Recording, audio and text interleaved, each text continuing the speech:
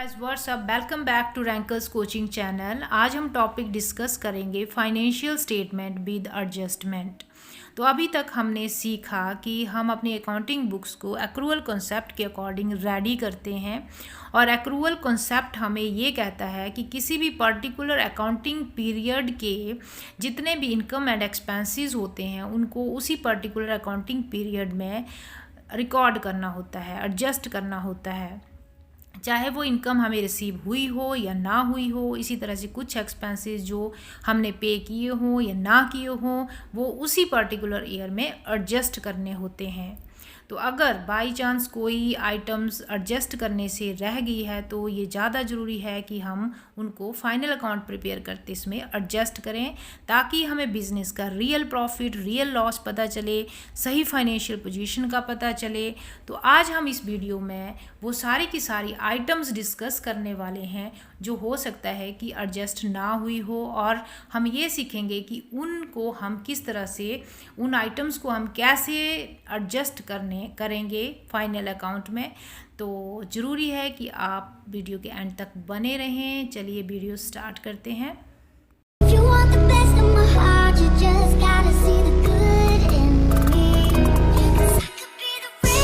First item है treatment of closing stock in final account. तो अगर क्लोजिंग स्टॉक नीचे एडजस्टमेंट में दिया है क्वेश्चन के साथ तो उसकी दो जगह एडजस्टमेंट होगी। कोई भी आइटम जो कि नीचे एडजस्टमेंट में दी होती है उसका दो जगह एडजस्टमेंट किया जाता है, और कोई ऐसी आइटम जो सिर्फ ट्रायल बैलेंस में गिवन है तो उसका सिर्फ एक जगह ही एडजस्टमेंट होता है। उसका रीज़न ये है कि वो आइटम पहले कभी रिकॉर्ड की गई होगी और उसका जो वन एस्पेक्ट है वो रिकॉर्ड हो चुका है और अभी तक एक एस्पेक्ट उसका रिकॉर्ड करने के लिए रहता है जो कि हम एडजस्ट करेंगे। तो अगर मान लो क्लोजिंग स्टॉक नीचे एडजस्टमेंट में गिवन है तो इसका दो जगह ट्रीटमेंट होगा। एक तो ट्रेडिंग अकाउंट में आ जाएगा, ट्रेडिंग अकाउंट में ये दिखाया जाएगा क्रेडिट साइड में ट्रेडिंग अकाउंट के बाई क्लोजिंग स्टॉक करके, और फाइनल अकाउंट में ये नहीं आएगा। और सेकेंडली इसको बैलेंस शीट में दिखाया जाएगा एसेट्स साइड में, ठीक है। एसेट साइड में क्लोजिंग स्टॉक करके एज एन एसेट इसको बैलेंस शीट में दिखाएंगे, ठीक है। और एक बात और ध्यान रखनी है कि क्लोजिंग स्टॉक को हमेशा कॉस्ट प्राइस और मार्केट प्राइस अगर गिवन है तो उनमें से जो दोनों में से कम होगा उसके ऊपर वैल्यू करना है। मान लो कॉस्ट प्राइस 8000 है और मार्केट प्राइस 10000 है, तो इन दोनों में से जो लेस होगा उसके ऊपर उसको वैल्यूड किया जाएगा क्लोजिंग स्टॉक को। चलिए नेक्स्ट एडजस्टमेंट देखते हैं, आउटस्टैंडिंग एक्सपेंसेस। तो आउटस्टैंडिंग एक्सपेंसेस को हम ट्रेडिंग अकाउंट या प्रॉफिट एंड लॉस अकाउंट में आइटम्स के हिसाब से रिकॉर्ड करेंगे।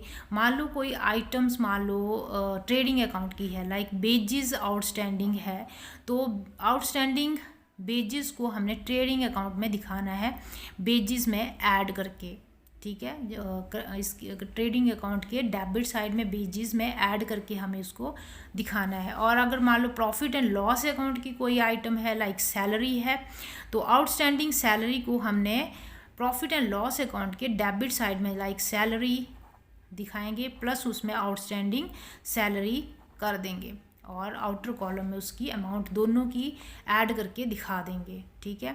और एक बार हम आउटस्टैंडिंग एक्सपेंसेस, चाहे वो ट्रेडिंग में आए चाहे वो प्रॉफिट एंड लॉस अकाउंट में आए, वो हमें बैलेंस शीट में लायबिलिटी साइड में भी दिखाना पड़ेगा, क्योंकि आउटस्टैंडिंग एक्सपेंसेस ऐसे खर्चे होते हैं जो हमने अभी तक दिए नहीं होते, उसकी फैसिलिटी हमने यूज़ कर ली होती है, तो वो फर्म के लिए, उस बिज़नेस के लिए लायबिलिटी है, तो बैलेंस शीट के लायबिलिटी साइड में दिखाया जाएगा।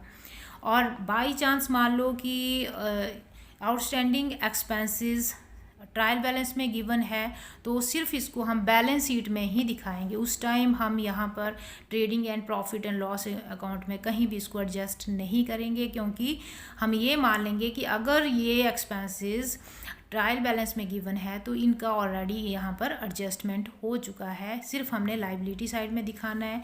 इसी तरह से मान लो क्लोजिंग स्टॉक जो अभी हमने ऊपर डिस्कस किया, ये भी अगर ट्रायल बैलेंस में गिवन है तो इसको भी हमने सिर्फ बैलेंस शीट के एसेट साइड में ही दिखाना है, उस टाइम फिर हम ट्रेडिंग अकाउंट में नहीं दिखाएंगे। आप देखते हैं नेक्स्ट आइटम, अक्रूवर्ड और आउटस्टैंडिंग इनकम।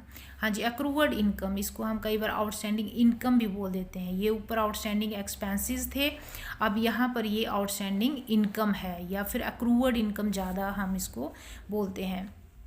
तो एक्रूवर्ड इनकम एक्चुअली इस तरह की इनकम्स होती हैं जो हमने कमा ली हैं लेकिन अभी तक हमें हमारे बिज़नेस में वो पैसा आया नहीं है, ठीक है। तो ये बिज़नेस के लिए इनकम है और इसको हम प्रॉफिट एंड लॉस अकाउंट में दिखाएंगे क्रेडिट साइड में, और दूसरी बार हम इसको बैलेंस शीट में दिखाएंगे एसेट साइड में, ठीक है, क्योंकि ये बिज़नेस के लिए एसेट्स है, पैसा आएगा, हमने उसके ऊपर वर्क कर दिया है।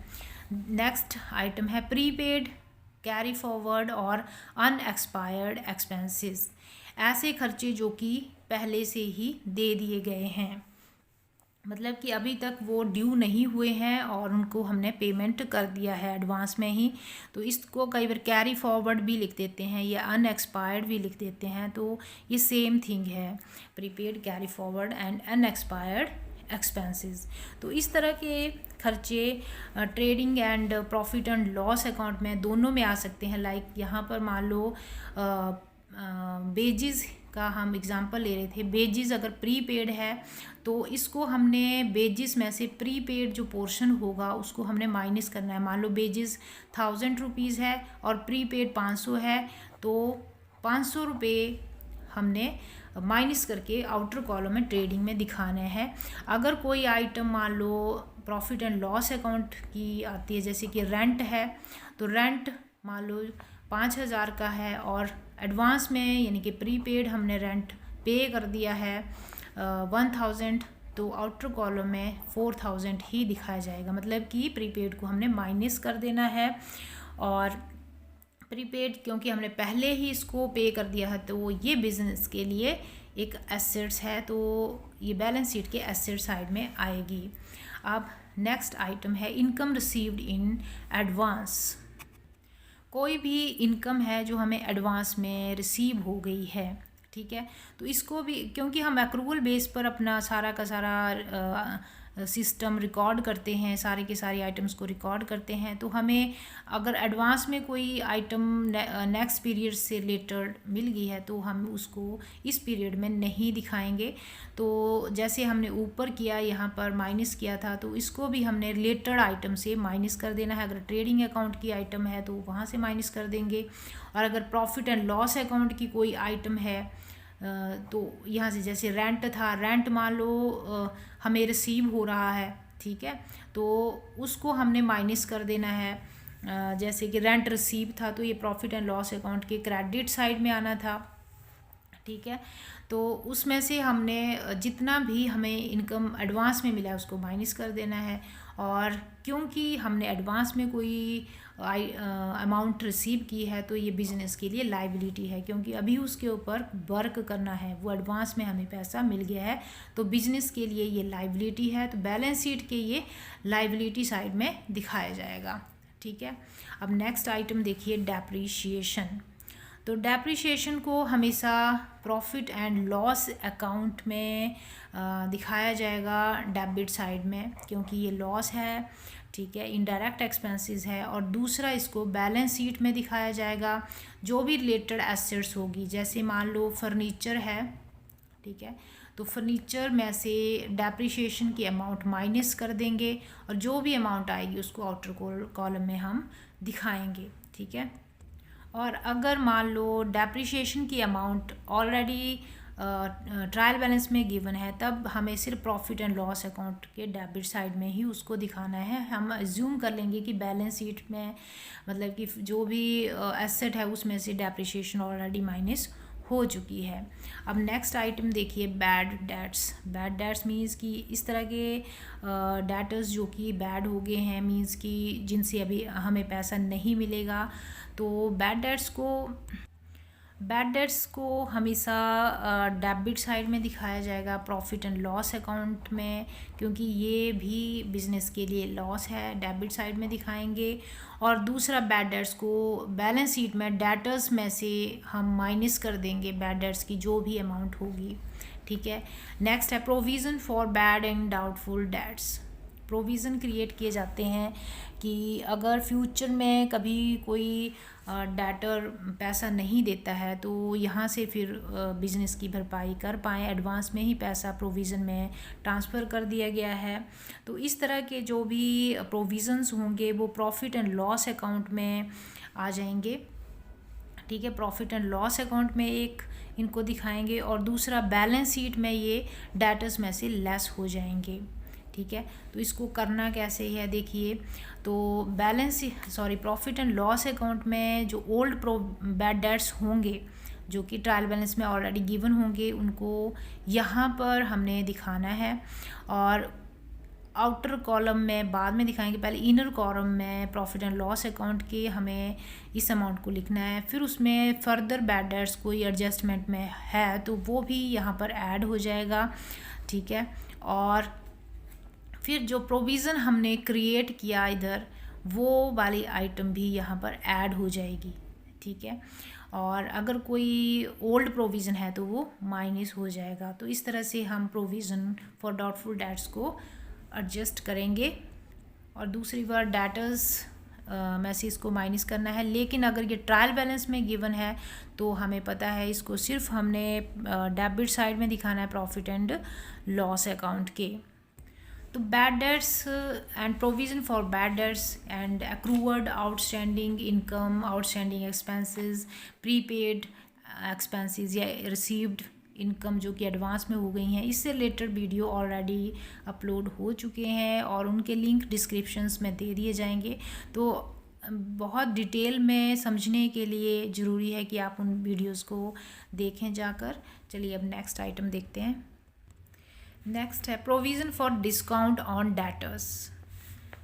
एक प्रोविज़न क्रिएट किया जाता है डेटर्स के डिस्काउंट के लिए, यानी कि कई बार डेटर्स कुछ अच्छे डेटर्स भी होते हैं जो कि ड्यू डेट से पहले ही हमें पैसा वापस कर देते हैं। तो अगर वो पहले हमें पैसा वापस कर देते हैं तो उस टाइम कुछ डिस्काउंट उनको देना पड़ता है। तो उस तरह के डिस्काउंट के लिए भी बिज़नेस पहले से ही प्रोविज़न क्रिएट कर देता है, ठीक है। तो इस तरह के जो भी provision for discount on debtors होंगे वो प्रॉफिट एंड लॉस अकाउंट के डेबिट साइड में इसको दिखाया जाएगा और बैलेंस शीट में भी इसको डेटर्स में से माइनस किया जाएगा। देखिए कैसे, बैलेंस शीट में डेटर्स की जो भी अमाउंट होगी उसमें न्यू बैड डेट्स जो फर्दर बैड डेट्स एडजस्टमेंट में होंगे वो तो ऐड करने हैं, और जो भी अमाउंट वो लेस करने हैं, और जो भी अमाउंट लेस करके आएगी उसके ऊपर जो प्रोविज़न फॉर डाउटफुल डेट्स होगा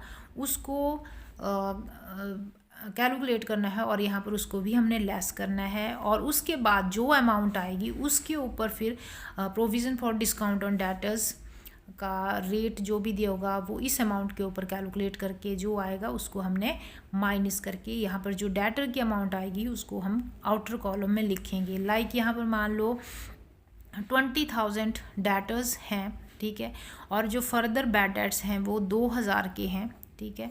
तो इसको फर्दर बैड डेट्स को हमने माइनस कर देना है, ये 18,000 आ गया। 18,000 मान लो new provision for doubtful debts जो है वो 10% है, ठीक है। तो ये 1,800 आ जाएगा एंड इसको माइनस करेंगे और ये आ जाएगा 16,200। अब 16,200 के ऊपर हमें provision for discount on debtors find out करना है। मान लो ये 5% है तो 16,200 का 5% हम निकालेंगे तो ये आ जाएगा 810, ओके। और ये आ जाएगा 15,390। ये जो अमाउंट होगी ये बैलेंस शीट के एसेट साइड में आउटर कॉलम में दिखाई जाएगी ये, ठीक है। नेक्स्ट आइटम है reserve for discount on creditors. तो डिस्काउंट ऑन क्रेडिटर्स मीन्स कि क्रेडिटर से हमें डिस्काउंट रिसीव हो रहा है तो वो बिज़नेस के लिए एक इनकम है, ठीक है। तो इसको प्रॉफिट एंड लॉस अकाउंट के क्रेडिट साइड में हम दिखाएंगे reserve for discount on creditors को, ठीक है। और दूसरी बार इसको हम बैलेंस शीट में दिखाएंगे। बैलेंस शीट में जो क्रेडिटर्स होंगे, क्रेडिटर्स की जो भी अमाउंट होगी उसमें से हमने जो reserve for discount on creditors हैं उसको हमने लेस कर देना है, और जो अमाउंट आएगी वो क्रेडिटर की अमाउंट होगी। लाइक यहाँ पर मान लो क्रेडिटर मान लो 20,000 के हैं, ठीक है, और जो रिज़र्व क्रिएट किया था वो 2,000 का क्रिएट किया था, तो 18,000 माइनस करके जो भी आएगा वो क्रेडिटर की अमाउंट 18,000 हम शो करेंगे बैलेंस शीट के लाइबिलिटी साइड में। तो चलिए नेक्स्ट देखते हैं इंटरेस्ट ऑन कैपिटल। तो interest on capital actually business के लिए एक खर्चा ही है, ठीक है, क्योंकि कैपिटल भी बिजनेस एक लाइबिलिटी मानता है, तभी तो उसको बैलेंस शीट के लाइबिलिटी साइड में दिखाया जाता है। तो इंटरेस्ट ऑन कैपिटल यानी कि जो कैपिटल ऑनर ने लगाई है उसके ऊपर इंटरेस्ट दे रहा है बिजनेस ऑनर को, तो इंटरेस्ट ऑन कैपिटल भी क्या है, खर्चा ही है। तो ये इंटरेस्ट ऑन कैपिटल एक बार तो बैलेंस शीट में कैपिटल में ऐड हो जाएगी, ठीक है, एक तो कैपिटल में इंटरेस्ट ऑन कैपिटल इस तरह से करके ऐड हो जाएगी, और सेकेंडली इंटरेस्ट ऑन कैपिटल क्योंकि बिजनेस के लिए एक एक्सपेंस है तो इसको प्रॉफिट एंड लॉस अकाउंट में ही दिखाया जाएगा डेबिट साइड में। आगे है interest on drawing. Interest on drawing बिल्कुल इंटरेस्ट ऑन कैपिटल से उल्टा है। जो ड्राइंग ऑनर करता है, मतलब जो भी गुड्स या कैश जो भी यूज़ करता है वो ड्राइंग्स होती है बिजनेस की, ऑनर यूज़ करेगा, तो उसके ऊपर इंटरेस्ट लगाएगा बिजनेस। तो ये इंटरेस्ट ऑन ड्राइंग बिजनेस के लिए क्या है, एक इनकम है। तो ये प्रॉफिट एंड लॉस अकाउंट के क्रेडिट साइड में इसको दिखाया जाएगा, ठीक है। हमें पता है प्रॉफिट एंड लॉस अकाउंट के क्रेडिट साइड में इनकम्स आती हैं सारी की सारी। और सेकेंडली इसको जब कैपिटल में से माइनस कर देते हैं ड्राइंग को, ठीक है, बैलेंस शीट में कैपिटल में से ड्राइंग को हम माइनस करते हैं तो उस ड्राइंग की अमाउंट में ही ऐड हो जाएगी वो इंटरेस्ट ऑन ड्राइंग, और उतनी अमाउंट से कैपिटल को कम कर दिया जाएगा, ठीक है। अब नेक्स्ट देखिए 13 loan and interest on loan. तो लोन अब दो तरह का हो सकता है कि बिजनेस ने लोन लिया हो या फिर बिजनेस ने लोन दिया हो। अगर कोई भी बिजनेस लोन लेता है, ठीक है, तो वो लोन एक लाइबिलिटी होगी बिजनेस के लिए, और उसको उस लोन के ऊपर इंटरेस्ट पे करना पड़ेगा, ठीक है। तो उस केस में फिर इंटरेस्ट की अमाउंट को प्रॉफिट एंड लॉस अकाउंट के डेबिट साइड में दिखाएंगे, और लोन क्योंकि एक लाइबिलिटी है बिजनेस के लिए, उसको वो लोन वापस करना पड़ेगा, तो लाइबिलिटी साइड में बैलेंस शीट के इस लोन को शो करेंगे, और साथ में जो इंटरेस्ट हम प्रॉफिट एंड लॉस अकाउंट में शो कर रहे हैं वो भी ऐड हो जाएगा बैलेंस शीट में, यानी कि लोन की amount plus interest on loan, ये दोनों लाइबिलिटी साइड में दिखाए जाएंगे बैलेंस शीट के। इसी तरह से मान लो सेकंड केस है कि लोन गिवन टू समवन, कि बिजनेस किसी को लोन दे रहा है, तो उस टाइम फिर उसको वो लोन से जो भी इंटरेस्ट होगा वो इनकम होगी, तो उसको हम दिखाएंगे प्रॉफिट एंड लॉस अकाउंट के क्रेडिट साइड में। और सेकेंडली उस लोन को हम एसेट साइड में दिखाएंगे, क्योंकि वो एसेट है, हमें वो लोन मिलेगा, तो उसमें हमने लोन को एसेट साइड में दिखाना है बैलेंस शीट के, ठीक है।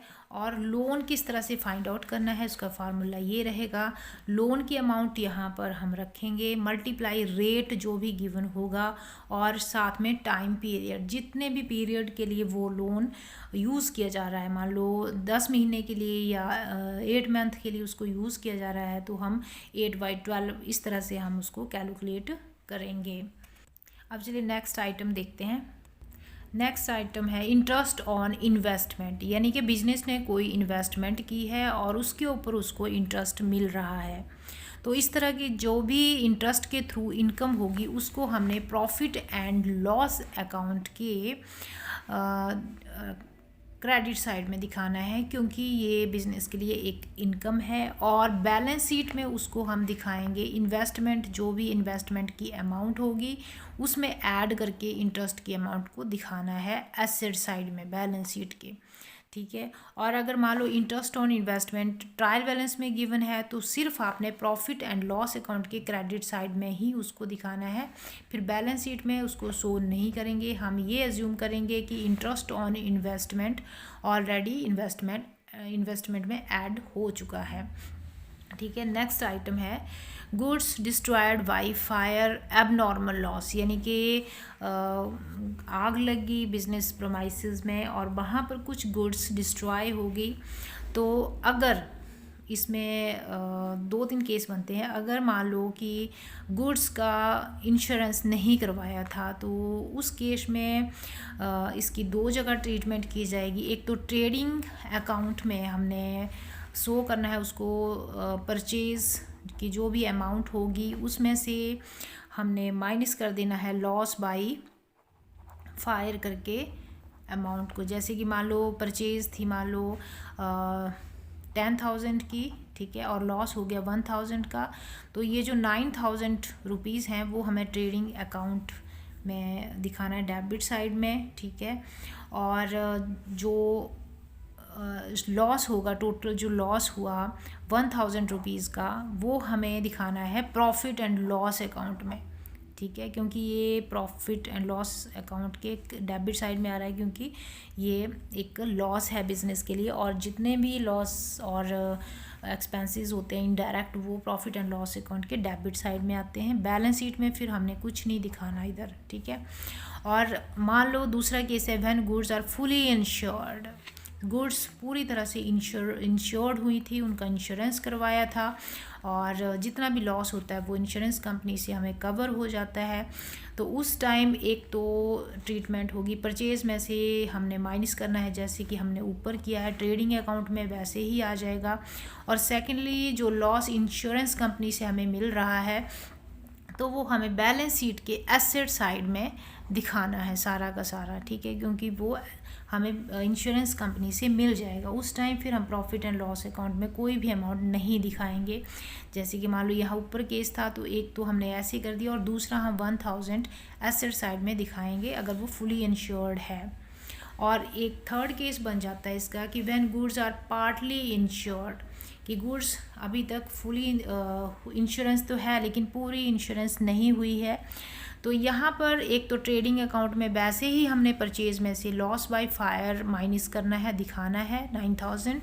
और दूसरा मान लो कि यहाँ पर जो 1,000 का जो इंश्योरेंस हुई थी सिर्फ 500 की हुई थी और जबकि जो लॉस हो गया है वो 1,000 रुपये का हो गया है।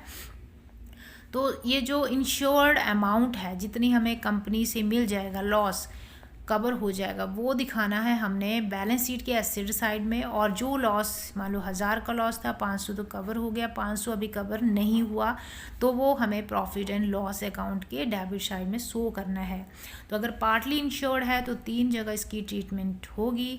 एक तो परचेज में से माइनस करेंगे ट्रेडिंग अकाउंट में, दूसरा हमने लॉस अमाउंट को जो कवर नहीं कर रही इंश्योरेंस कंपनी वो हमने दिखानी है प्रॉफिट एंड लॉस अकाउंट में, और 500 रुपये जो कि इंश्योरेंस कंपनी ने कवर कर लिए वो दिखाएंगे हम इंश्योरेंस कंपनी करके बैलेंस शीट के एसेट साइड में। चलिए अब नेक्स्ट ट्रांजैक्शन देखते हैं। नेक्स्ट है goods distributed as free sample, यानी कि गुड्स फ्री सैंपल के रूप में डिस्ट्रीब्यूट की गई। तो अब गुड्स जब आ जाता है तो गुड्स रिलेट होता है परचेज से, ठीक है। तो गुड्स जब आ गया तो हमें उसको परचेज़ में से माइनस करना है और हमें पता है कि परचेज़ कहाँ आता है, परचेज़ ट्रेडिंग अकाउंट में आता है। तो परचेज़ में से जो गुड्स हमने फ्री सैंपल के तौर पर डिस्ट्रीब्यूट की है वो फ्री सैंपल उतने से माइनस हो जाएगा परचेज़ में से। मान लो परचेज़ 20,000 की है और 5,000 की हमने डिस्ट्रीब्यूट कर दी तो 15,000 की परचेज़ ही ट्रेडिंग अकाउंट में दिखाई जाएगी, ठीक है। और दूसरा हमें इसको दिखाना है प्रॉफिट एंड लॉस अकाउंट के डेबिट साइड में, क्योंकि ये हमारे बिज़नेस के लिए एक तरह से एक्सपेंस ही है, लॉस ही है, तो इसको हम दिखाएंगे प्रॉफिट एंड लॉस अकाउंट के डेबिट साइड में 5,000 रुपीज़ को, ठीक है। बैलेंस शीट में यहाँ पर कुछ भी नहीं आएगा, 2 जगह इसका ट्रांजेक्शन हो गया। आगे है goods taken for personal use by the proprietor, goods proprietor के द्वारा पर्सनल यूज़ के लिए ली जा रही है। तो यहाँ भी गुड्स आ रही है, तो एक तो ट्रेडिंग अकाउंट में हमने जो भी परचेज़ की अमाउंट होगी उसमें से हमने ये जो पर्सनल यूज़ के लिए यूज़ की जा रही है तो वहाँ से हम माइनस कर देंगे goods taken for personal use. तो वो ट्रेडिंग अकाउंट में जैसे कि परचेज़ मान लो 20,000 थी और 2,000 पर्सनल की यूज़ की उसने, तो 18,000 की अमाउंट दिखाई जाएगी ट्रेडिंग अकाउंट में, ठीक है। और दूसरा इसको हमने दिखाना है बैलेंस शीट के लाइबिलिटी साइड में एक तरह से, क्योंकि ये भी ड्राइंग है और हमें पता है कि ड्राइंग हम लाइबिलिटी साइड में दिखाते हैं बैलेंस शीट के। और कैसे दिखाते हैं, कैपिटल में से माइनस करके दिखाते हैं। जितनी भी कैपिटल की अमाउंट होगी उसमें से ड्राइंग की अमाउंट को माइनस कर देंगे, ठीक है जी। आप देखिए नेक्स्ट है गुड्स इन ट्रांजिट। तो गुड्स इन ट्रांजिट मीन्स कि कुछ गुड्स इस तरह की होती हैं जो कि बिज़नेस परचेज़ करता है, तो ड्यू टू एनी रीज़न वो उस अकाउंटिंग पीरियड में बिज़नेस प्रमाइसेस तक नहीं पहुंच पाती, तो उस तरह की गुड्स को हम कहते हैं गुड्स इन ट्रांजिट। तो इस तरह की गुड्स को हमने ट्रेडिंग अकाउंट के क्रेडिट साइड में दिखाना है। तो एक बार ये गुड्स इन ट्रांजिट यहाँ पर ट्रेडिंग अकाउंट में आ जाएगा क्रेडिट साइड में, ठीक है, क्रेडिट साइड में दिखाया जाएगा। और दूसरा इसको बैलेंस शीट के एसेट साइड में शो किया जाएगा, ठीक है, एसेट साइड में, क्योंकि ये गुड्स हैं तो बिज़नेस की अभी तक बिज़नेस प्रमाइसेस में पहुंची हो चाहे ना पहुंची हो, तो ये बिज़नेस के लिए एसेट्स है और ये क्रेडिट साइड में इसको ट्रेडिंग अकाउंट के शो किया जाएगा, ठीक है। नेक्स्ट है रिज़र्व फंड, रिज़र्व क्रिएट किए जा रहे हैं। तो रिज़र्व एक तरह से प्रॉफिट एंड लॉस अकाउंट की डेबिट साइड में इसको हम दिखाएंगे, ठीक है। प्रॉफिट एंड लॉस अकाउंट के डेबिट साइड में इसको हमने दिखाना है, क्योंकि प्रॉफिट में से ही कुछ पार्ट रिज़र्व में ट्रांसफ़र किया जाता है, तो इसको हम P&L अकाउंट के डेबिट साइड में दिखाएंगे। और दूसरा ये एक तरह से लाइबिलिटी साइड में बैलेंस शीट किया आएगा, रिज़र्व फंड जो भी होता है, ठीक है। तो बैलेंस शीट के लाइबिलिटी साइड में इसको हमने दिखाना है। आप देखिए नेक्स्ट है सेल ऑन रिटर्न बेसिस और अप्रूवल बेसिस। तो कई बार बिजनेस में सेल होती है लेकिन रिटर्न बेसिस या अप्रूवल बेसिस पर होती है, कि अगर जो भी सेल की जा रही आइटम अगर पसंद आ जाती है तो उसको रख लिया जाएगा, अदरवाइज़ पसंद ना आने पर कस्टमर उसको वापस कर देगा। तो इस तरह की आइटम्स को रिटर्न बेसिस या अप्रूवल बेसिस कहते हैं। तो इस तरह की जो भी ट्रांजैक्शंस होंगी उनको एक तो ट्रेडिंग अकाउंट में हमने, ठीक है, ट्रेडिंग अकाउंट में हमने क्रेडिट साइड में सेल में से माइनस कर देना है, ठीक है, सेल में से उसको हमने माइनस कर देना है जो भी रिटर्न एंड अप्रूवल बेसिस पर जितनी भी आइटम्स होंगी, क्योंकि उनको हम सेल नहीं बोल सकते एग्जैक्टली। जैसे कि मान लो सेल यहाँ पर 10,000 रुपये की हो रही है और रिटर्न एंड अप्रूवल बेसिस पर 2,000 की गुड्स भेजी गई है, तो हमें सेल सिर्फ 8,000 की ही शो करनी है, सेल में से उसको माइनस कर देना है उतनी गुड्स को, ठीक है। और सेकेंडली हमें इसको बैलेंस शीट के एसेट साइड में दिखाना है, ठीक है। बैलेंस शीट के एसेट साइड में हमें डेटर्स में से इसको माइनस कर देना है, जो भी रिटर्न एंड अप्रूवल बेसिस पर गुड्स सेल की गई होंगी।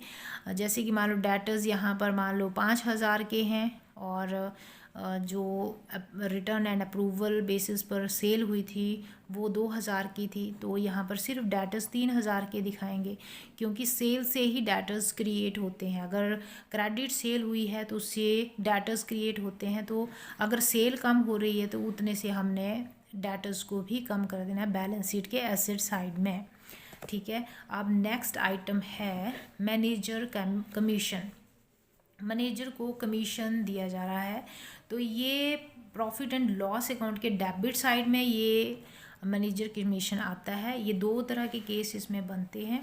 एक है बिफोर चार्जिंग, अगर मैनेजर कमीशन बिफोर चार्जिंग है तो अलग फार्मूला होगा, और अगर मैनेजर कमीशन आफ्टर चार्जिंग है तो उसका अलग से फार्मूला बनेगा। तो अगर बिफोर चार्जिंग दिया है, ये वर्ड हमेशा आपने ध्यान रखना है, बिफोर है कि आफ्टर है। अगर बिफोर होगा तो प्रॉफिट मल्टीप्लाई रेट बाई 100 करना है, ठीक है।